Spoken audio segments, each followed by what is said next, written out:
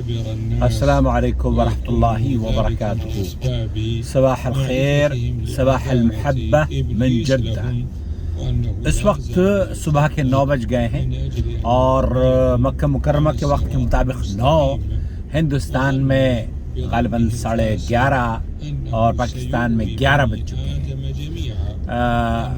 اذاعت القرآن الکریم پر شیخ سعد الشتری ہیں جو سوالوں کے جواب دینے کے لیے تشریف لا چکے ہیں اور ابھی قرآن کریم کی تفسیر بیان کر رہے ہیں. اس سے پہلے کہ میں آپ کی خدمت میں جو سوال ان سے پوچھے جائے گا اس کو پیش کروں،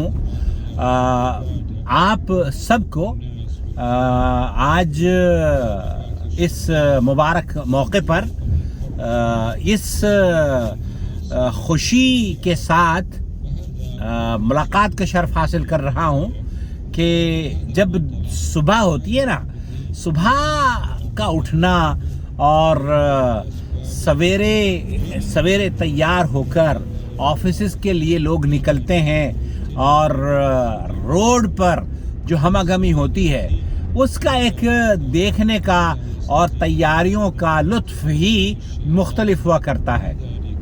میری زندگی میں نے اس ایکسپیرینس کو تقریباً 40 سال اپنایا ہے اور اس کا ایکسپیرینس مجھے ہے کہ 40 سال میں تقریباً 42 ایئرس آلموسٹ تیار ہو کر صبح کو 8 بجے ہم لوگ نکلتے تھے اور آفس 8 بجے ہوا کرتا تھا تو ہم لوگ جایا کرتے تھے. اور یہ کبھی ایک زمانہ تھا جب میں ریاض میں تھا، میرے پاس گاڑی نہیں تھی تو میں 2 بسیں چینج کر کے جایا کرتا تھا. اب سوال.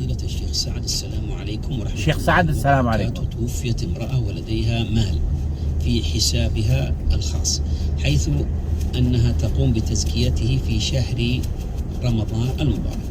وتوفيت رحمه الله في شهر جمادى الأولى. جمادى الأول الموجود الخاص بها هل يزكى كالمعتاد في شهر رمضان أو يكون له حول جديد؟ جزاكم الله خيرا. إذا انتقل المال من شخص إلى آخر بأي طريقة من طرق الانتقال كما في الإرث أو في الهبة أو بأي طريقة يحصل بها. ایک عورت ہر رمضان میں اپنی زکوٰۃ دیا کرتی تھی، اب اس کا انتقال ہو گیا ہے. اب اس کے جو وارثین ہیں ان کو جو پیسے ملیں گے تو وہ رمضان کے حساب سے زکوٰۃ نکالیں گے یا کس حساب سے؟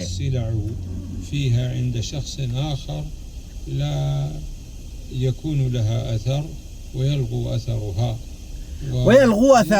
تو شیخ فرما رہے ہیں کہ آپ کو زکوٰۃ اس وقت سے دینی ہے جس وقت آپ کو مال ملا ہے. آپ اس کا اگر رمضان میں انتقال ہوا ہے تو آپ کا نیا سال رمضان سے شروع ہوگا، اور اگر آپ کو مال رجب میں ملا ہے تو رجب سے آپ کا نیا سال شروع ہوگا اور آپ کو اگلے رجب میں زکوٰۃ دینی ہوگی. ويجوز للورثة أن يقدموا زكاة أموالهم، فلو كانت الزكاة تجب في رجب بكون مورثهم مات في رجب الماضي فإنه يجوز لهم أن يقدموا. آپ کے اوپر اختیار ہے، اگر آپ چاہیں تو جس وقت سے اس عورت کا انتقال ہوا ہے اس وقت بھی دے سکتے ہیں، لیکن آپ کو مال رمضان میں ملا ہے تو رمضان سے رمضان رکھیں. سنة مؤكدة وسنة مرسلة. سنة مؤكدة اور سنة مرسلة میں کیا فرق ہے؟ استعملها الفقهاء. اس اصطلاح کو صرف فقہاء نے استعمال کیا ہے، شریعت میں وارد نہیں ہے. السنة المؤكدة هي التي جاء الترغيب فيها. سنة مؤکدہ یہ ہوتا ہے کہ اس کی کرنے کی ترغیب نبی کریم صلی اللہ علیہ وسلم سے وارد ہوئی ہوں اور آپ علیہ السلام ہمیشہ اس پر عمل کرتے ہوں. اور وہ یہ ایسی سنت بھی ہے کہ اگر چھوٹ جائے تو اس کو بعد میں بھی کی جا سکتی ہو. فيها. أما السنة المرسلة سنت المرسلہ دلیل بتأکید یہ وہ نفل ہے جن نفل کو آپ علیہ الصلوۃ والسلام نے اس پہ تاکید نہیں ہے اور آپ علیہ الصلوۃ والسلام کا استمرار بھی نہیں ہے. أثابكم الله. هذا سائل آخر يقول هل هناك آداب للدعاء؟ نعم هناك عدد من الآداب کیا دعا کے آداب ہیں؟ ہاں نعم هناك آداب للدعاء. شیخ سعد الشتری یہ کہہ رہے ہیں کہ ہاں دعاؤں کے آداب ہوا کرتے ہیں اور آپ جب اللہ عز و جل سے مخاطب ہوں تو اس کے کچھ پروٹوکول ہیں. كما قال تعالى فمن الناس من يقول ربنا آتنا في الدنيا وما له في الآخرة من خلاق ومنهم من يقول ربنا آتنا في الدنيا حسنة وفي الآخرة حسنة وقنا عذاب النار. أولئك لهم نصيب مما كسبوا والله سريع الحساب. ومن آداب الدعاء یہ آداب الدعا ہے کہ ہم اپنے رب سے جب دعا کرتے ہیں مانگتے ہیں تو اللہ کے رسول قرآن کریم میں جو دعائیں ہیں ان کو استعمال کریں اور یہ خوبصورت دعائیں ہیں.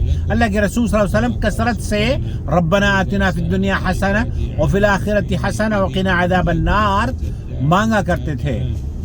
وهكذا يستحب للإنسان عند الدعاء أن يرفع يديه صلى الله عليه وسلم إن الله حي ستير يستحي من عبده إذا رفع يديه أن يردهما صفرا. آپ علیہ الصلوۃ والسلام نے اس ہاتھ اٹھا کر دعا کی فضیلت بیان کری ہے کہ جب اللہ تعالیٰ سے ہاتھ اٹھا کر دعا مانگی جاتی ہے تو اللہ رب العالمین اس کو اس کی دعاؤں کو قبول کرتا ہے اور اس کے رحمان اور رحیم اور پیارے پیارے ناموں کا استعمال کیا جائے. وهكذا من آداب الدعاء أن يبتدئ الإنسان بالثناء على الله. اور دعا کے آداب کے دعاؤں کے آداب میں سے یہ بھی ہے کہ آپ علیہ السلام آپ اللہ کی حمد و ثنا بیان کریں اور فعجلا اس شخص کے بارے میں آپ علیہ الصلوۃ والسلام نے فرمایا کہ اس نے تو تھوڑی اجلت سے کام لیا ہے. اگر یہ بسم اللہ اور حمد و ثنا اور پھر نبی کریم صلی اللہ علیہ وسلم پر درود بھیجتا تو کیا ہی بہتر ہوتا.